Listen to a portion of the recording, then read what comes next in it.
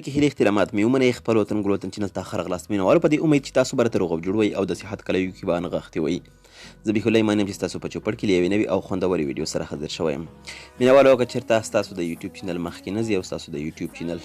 سبسکرایبر کمزوري وي او ستاسو د یوټیوب چینل واچ ټایم کمزوری وي او ویوز یې کم وي نو تاسو کولی شئ چې د یوه غټ چینل سره خپل یوټیوب چینل ونښلوئ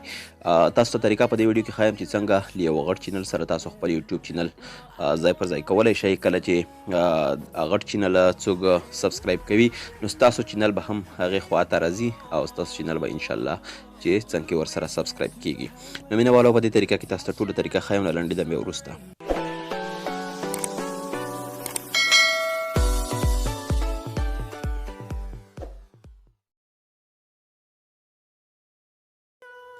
بیا هم ښه راغلاست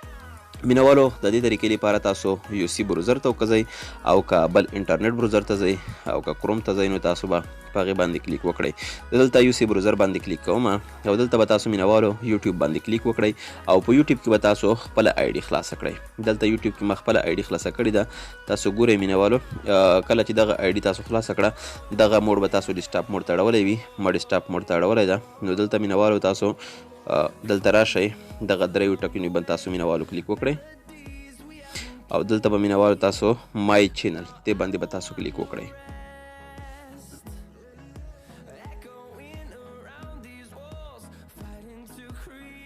کله مو چې دې باندې کلیک وکړ دلته ګورئ مینوالو آرټ ا سیکشن دې باندې به مینوالو تاسو کلیک وکړئ تاسو ته به دغه اپشن ښکاره شي دلته به مینوالو بیا تاسو دغې اپشن باندې کلیک وکړئ دلته ګورئ کنټینټ دې باندې به کلیک وکړئ او دلته به تاسو مینوالو تاسو ته اپشن ښیم هغې باندې به تاسو کلیک وکړئ تر څو تاسو کار جوړ شوی وي دلته ګورئ کسټم ګروپینګ دې باندې به مینوالو کلیک وکړئ او دا به اوکې کړئ کله مو چې اوکې کړ دلته ګورئ مینوالو کله چې تاسو خپل چینل د چا سره غواړئ چې ونښلوئ نو تاسو هغې چینل والا ته خپل لینک ورکړئ هغه به دا طریقه کوي او ستاسو چینل لینک به کپي کړي او دلته آرټ چینل دې باندې به مینوالو کلیک وکړي کله چې دې باندې کلیک وکړ دلته به مینوالو د هغې چینل لینک راواخلئ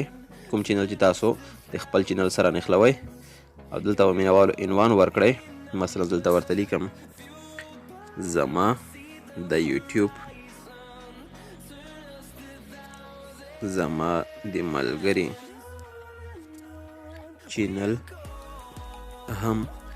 در سره سبسکرایب کړئ دغه به تاسو عنوان وي هلته چې تاسو ته کوم چینل راوړي نو دغه ټایټل یا عنوان به ورسره وي نو دلته به مینوالو تاسو ګورئ دلته یې لیکلي انټر چینل یوزر نیم آر یو آر ایل نو دلته به مینوالو تاسو لینک را کپي کوئ او دلته به هغه لینک پیسټ کړئ کله مو چې پیسټ کړ دلته به مینوالو تاسو ګورئ ښکته دلته ګورئ ډن باندې به کلیک کړئ نو هر کله چې ستاسو چینل له چا سره یوځای شي مثلا زما د یوټیوب چینل سره یو چینل یوځای کومه نو دلته مینوالو تاسو ګورئ کله چې ما چینل یوځای کړ کله چې دلته خپل چینل ته راغلم یور چینل